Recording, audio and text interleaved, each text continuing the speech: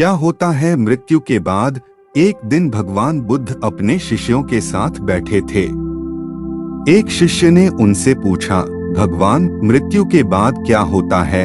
यह प्रश्न सुनते ही वहां उपस्थित सभी शिष्य उत्सुक हो गए। यह प्रश्न मानव जीवन के सबसे गूढ़ रहस्यों में से एक है।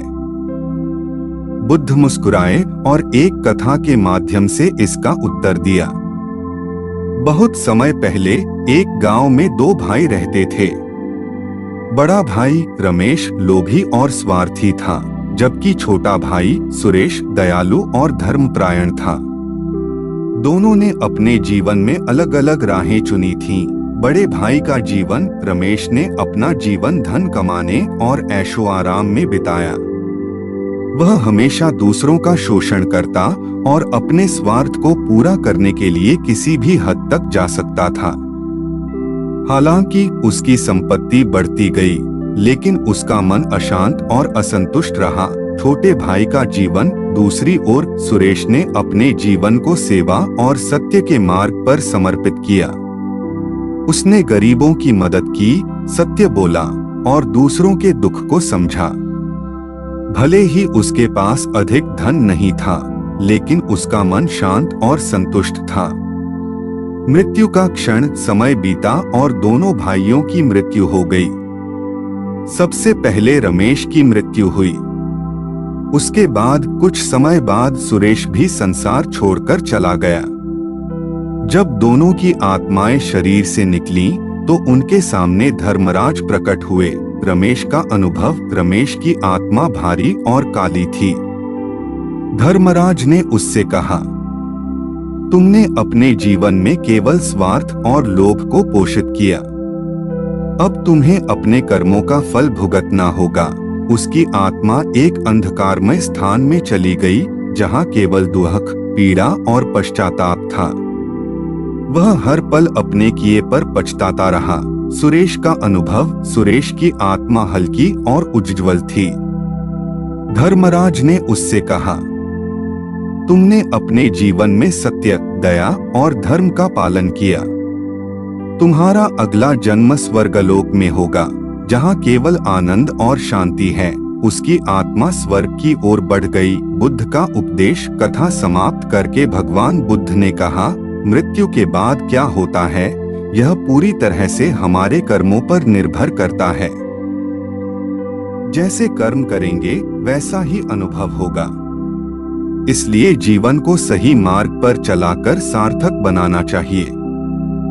विस्तारित कथा, स्वर्ग और नरक का वर्णन। भगवान बुद्ध ने यह भी बताया कि स्वर्ग और नरक स्थायी स्थान नहीं हैं। यह आत्मा के सुधार के लिए होते हैं। स्वर्ग में आत्मा को उसके अच्छे कर्मों का आनंद मिलता है, लेकिन यह समय सीमा के भीतर है। जैसे ही अच्छे कर्मों का फल समाप्त होता है, आत्मा को पुनर्जन्म लेना होता है। इसी प्रकार नरक में आत्मा अपने बुरे कर्मों का दंड भुगतती है, लेकिन यह भी अनंत नहीं है। यह सब कर्मों के सुधार के लिए होता है। कर्मों का महत्व बुद्ध ने समझाया कि हमारे कर्म, विचार और भावनाएं हमारी आत्मा पर गहरी छाप छोड़ते हैं। यदि कोई व्यक्ति लालच, क्रोध और घृणा से भरा हुआ है, तो उसकी आत्मा भारी हो जाती है। ऐसी आत्मा को जीवन के अगले चक्र में कष्टों का सामना करना पड़ता है। वहीं दया, प्रेम और करुणा से भरी आत्मा हल्की होती है और इसे स्वर्ग या मानव जीवन के उच्च रूप में पुनर्जन्म प्राप्त होता है। पुनर्जन्म की प्रक्रिया, बुद्ध ने कहा, मृत्यु अंत नहीं है। यह एक नए आरंभ की शुरुआत है। पुनर्जन्म आत्मा के कर्मों और संस्कारों पर आधारित होता है। यह प्रक्रिया एक नदी की तरह है जो बहती रहती है। नदी का हर हिस्सा अलग होता है, लेकिन वह निरंतर बहने का प्रतीक है। इसी प्रकार आत्मा अपने कर्मों के अनुसार एक शरीर से दूसरे शरीर में प्रवाहित होती रहती है। मानव जीवन का महत्व, बुद्ध ने यह भी बताया कि मानव जीवन अत्यंत दुर्लभ है। यह आत्मा के सुधार और मोक्ष प्राप्त करने का सर्वोत्तम अवसर है। उन्होंने कहा कि हमें अपने जीवन को धर्म, सत्य और सेवा के मार्ग पर चलाकर सार्थक बनाना चाहिए। गहरी शिक्षाएं। वर्तमान पर ध्यान दें, मृत्यु का भय छोड़कर वर्तमान क्षण में जिएं। सही कर्म करें और अपने मन को शांत रखें। संस्कारों का निर्माण। अपने जीवन में ऐसे संस्कार उत्पन्न करें जो आत्मा को उन्नति की ओर ले जाएं। ध्यान और साधना। अपने विचारों को नियंत्रित करने के लिए ध्यान और साधना का अभ्यास करें। यह आत्मा को शुद्ध करता है और मृत्यु के बाद की यात्रा को सरल बनाता है।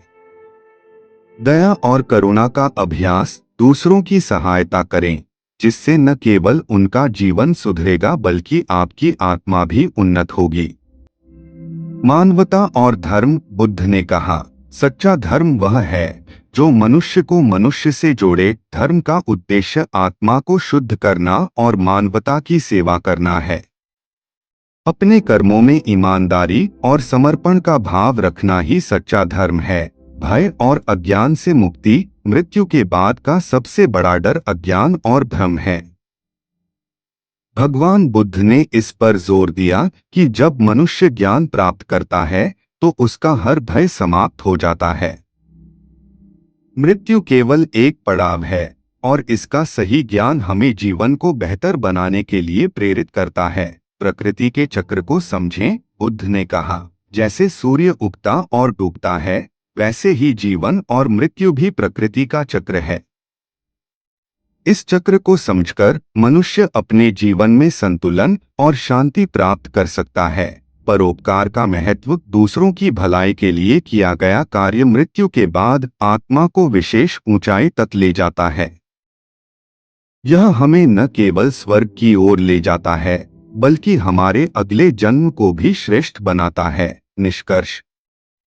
भगवान बुद्ध की इस विस्तारित कथा ने यह स्पष्ट किया कि मृत्यु के बाद का जीवन हमारे कर्मों का प्रतिबिंब है।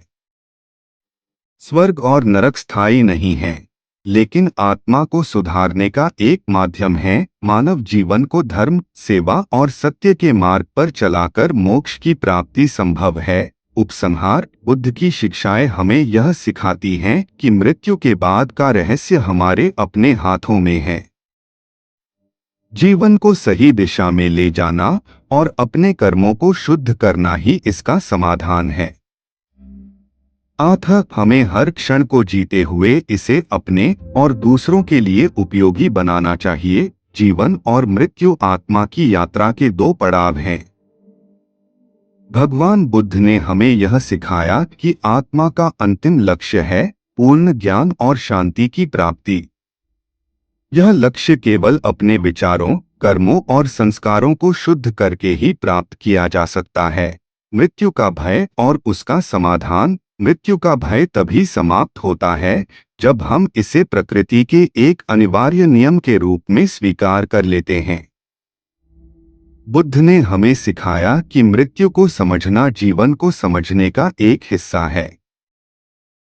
यदि हम जीवन को अर्थपूर्ण बनाते हैं तो मृत्यु से डरने की आवश्यकता नहीं होती। मनुष्य को अपने जीवन को एक अमूल्य अवसर समझकर सत्य, धर्म और करुणा के मार्ग पर चलना चाहिए। नमो बुद्धाय। अगर आपको हमारा यह वीडियो पसंद आया तो हमारे चैनल को सब्सक्राइब करें और हमारे वीडियो को लाइक करें। धन्यवाद।